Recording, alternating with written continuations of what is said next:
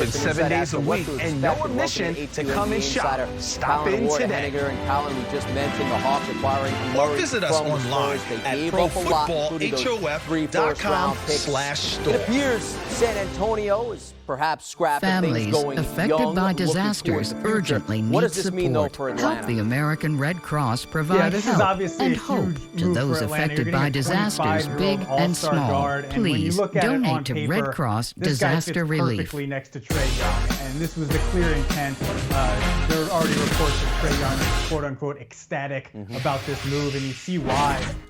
Trae Young has needed a secondary ball handler next to him for pretty much the entire Justin time. Fields making magic happen. Confidence all-time high. Jones is dealing. How about that? That's a touchdown. And then almost more importantly, Zach Wilson unloads. Did you see that? Really showing them who's incredibly long. He gets Defenders came in thirsty. All defensive team earlier in his career. And that's exactly what the Hawks need. If you look at examining why they slid from being a conference finals team to a team that almost missed the play-in. And really, it's because of their defense. So you add a guy like Murray who can cover up for Trae Young's if you will, for these first-round QBs entering their second season. But listen, the numbers are a little different here because Mac Jones, of all of these guys, the only guy with a winning record in 2021. But hey, 27 picks. That's why we have number one time pick, to develop these quarterbacks. That's but now is the time. That's it. We got to jump into it.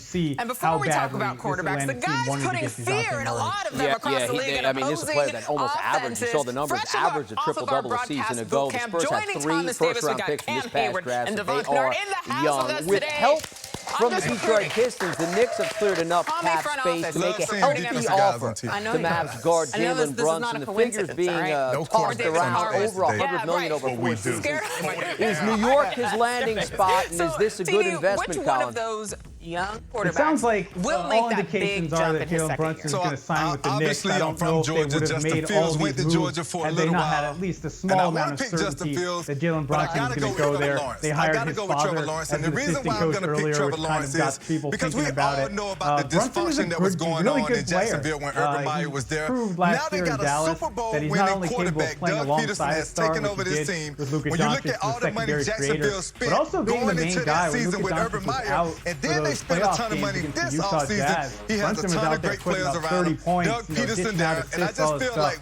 So I think it's a good move for the Knicks. If Knicks fans are expecting Jalen Brunson to come in and be an all-star, all-NBA player who's going to lead them to a title, week 3 I think they're a little bit mistaken. I think they got to pump the brakes a little bit. On film, Brunson's a really good player, a really good piece. So much talent and ability, and it was like, we got to make it one-dimensional, make him be in a position where he has to be the one to go win the game. He's a really good player. And when you could do that with a young quarterback especially, we knew it would be advantageous for a team that had the ability that we have defensively. So that was kind of our whole, but I think the Knicks are ready to compete at a higher level than they did last season. But I think he's going to be the biggest bright spot in this next season for these second-year quarterbacks because his arm talent is excellent, and his ability to move in the pocket, he can do so many things well. I'm excited to see what he does. According to multiple reports, the Nuggets are sending Will Barton and Monte Morris to the Wizards for Kentavious Caldwell-Pope and Ish Smith.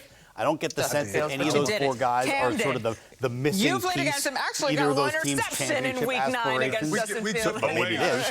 What does this all mean? We gifted you guys. Yeah, I wouldn't say missing but piece. We do know that Justin is apparently they've been coveting Kentavious Caldwell-Pope for a while. You got to think about it. They have Jamal Murray and Michael Porter Jr. potentially returning next to Nikola Jokic. Not exactly the most stout defense you're throwing out there. So if you pick up Kentavious Caldwell-Pope to replace Will Barton, he's able to stretch the Caldwell-Pope field has already proven that he can play defense. He won a championship with the Lakers. He can shoot corner threes. He's really proven himself as kind of the ultimate 3-and-D role player, which is exactly what the Nuggets need. Now, like you said, I'm not saying this is going to all of a sudden catapult them to a championship, but they expect to contend next year. Kentavious Caldwell-Pope is a really good addition. And for the Wizards, they get Monte Morris. They've been looking for a point guard for a while. They're expecting to re-sign Bradley Beal, so you put him next to Bradley Beal. Morris is the guy who's kind of outplayed contract as a backup point guard. Now he might get a chance to be a starter in Washington. This just isn't the right offensive line for him. Colin, as we take a look at some big-name guards, Philadelphia's James Harden, as we mentioned at the top, has opted out of the final year of his deal at better than $47 million. What does that mean regarding a potential longer-term deal in Philly or perhaps elsewhere? this year is the year to prove it. Well, Trevor going through a lot of changes as he heads into year 2. New coach, playmakers around him. There's a little deeper dive into the Jaguars. James Harden is now going to take a longer-term contract with the Philadelphia 76ers, but at a shorter, smaller amount per year. So he's taking less money in order to create some flexibility for the 76ers to go out and sign pieces around him and Joel Embiid and Tyrese Maxey. So there's already been reports that PJ Tucker is potentially going to sign with the 76ers, Harden's old teammate from Houston. So they'll be able to put some pieces around them to make the 76ers more of a contender. This is a rare thing to see in the NBA. The superstar of James Harden's caliber saying, I'm willing to take less money. But clearly Daryl Morey out there, the James Harden whisperer, whatever you want to call him, has convinced him that if he allows the 76ers to make moves around him, they will be a title contender, which appears to be James Harden's goal in Philadelphia. He has reached that point of his career, the title above all else portion. He's certainly made a lot of money in the past. This guy might be one of the most sought-after guys out there. Should he become a free agent? What do you see happening with Zach LaVine? You have this road right here that goes around the whole bottom. Yeah, there was a lot of talk earlier this summer, this spring, about LaVine potentially going elsewhere. Miami was thrown out there, other teams were thrown out there. But it sounds like LaVine will be returning to Chicago. That's what all the reporting indicates. It really makes the most sense. He's going to be able to get the most money from them. They've already proven that, they had kind of a disappointing second half last season. But when they were healthy, they were really good. You have Lonzo Ball, Alex Caruso, DeMar DeRozan, obviously LaVine, and then Nikola Vucevic. They played really well together and had a really strong defensive rating. So I think that it makes sense for LaVine to come back, give it another shot. And as we've seen with these guys, once they sign that contract, there's no guarantee that they're going to stay there. So he might play out a couple of years, see how the Bulls look, see how the Bulls handle it in the front office. And if he doesn't like it, then he can leave. But you see a lot of these stars go ahead and sign these big deals to just get that guaranteed money and then figure out the rest later. Yeah, as you mentioned, the Bulls were top team in the Eastern Conference for the better part of last season before they kind of ran out of gas. We mentioned the Wizards making a deal. Bradley Beal, meantime, has declined his option at more than $36 million. He could return to Washington, a 5-year max. He could sign elsewhere on a 4-year deal. Perhaps that elsewhere is a team with a stronger chance at a championship. What is the expectation as to what he does? I think he's done a great job of that. Yeah, I was talking about taking the money when you're given the opportunity. That seems to be what Bradley Beal is going to do. The Wizards can offer him a 5-year, $251 million contract.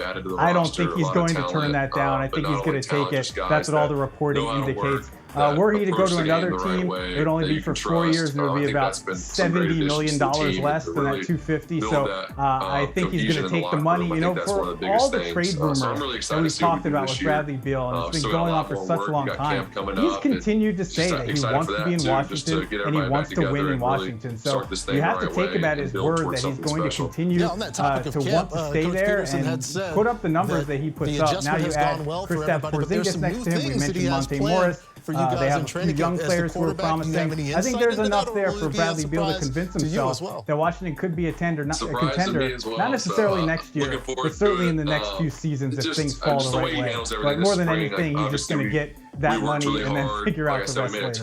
It seems like Bradley Beal is probably going to get the max contract. What about DeAndre Ayton? Do the Suns want to give him a max deal? And if not, is there somewhere else maybe that will? A guy that this is a really interesting discussion around DeAndre Ayton. It sounds like the Suns don't want to give him a max contract because if they did, they just would have signed him to a max extension. They didn't, and that was kind of the start of kind of this contentious relationship between Ayton and the Suns. So the real question is he going to get a max offer from somewhere else? There are some teams with cap space. There was a lot of heat around Detroit in terms of Ayton, but now that they've kind of made some other moves and drafted or traded for Jalen Brunson to play in the front court, it seems like that's a little bit less likely. There are teams like Portland, Indiana, other teams, Charlotte, that have a chance to maybe go out and offer him a max contract. If that's the case, the reporting is that it doesn't sound like the Suns are going to be willing to match that. Of course, as a restricted free agent, the Suns can match any offer given to Ayton, but it sounds like if it's a max, they might just back out and then possibly organize some sort of signing trade so they get some compensation for Ayton rather than losing it for nothing. But as of now, I would certainly really lean excited. toward We've had a few Eaton not conversations being on the about Suns it. to I open think, next season. Missing that flying year through that last year hourglass. for Free him, agency, obviously, it was about hard, to begin, and finally things are about to gets get the crazy. NFL, Colin, get thanks so come to much. I get the sense Jacksonville we're going to be together, seeing a lot of you as in the a coming season-ending injury in preseason and not being able to play for a whole year, I think it. And coming up, our way too soon predictions for the 2022-23 season. Who's got next after Golden State or to the Dubs? Put it on repeat. Really trying to build that every day and maximize that. And I know it's going to help us a lot. Just add an explosive element. Him and James are going to be great in the backfield together. And I'm just excited for him to be back. Obviously, a guy that I've played with for 3 years. It's nice having him back there. That's going to be nice to see what kind of progress you guys can make here in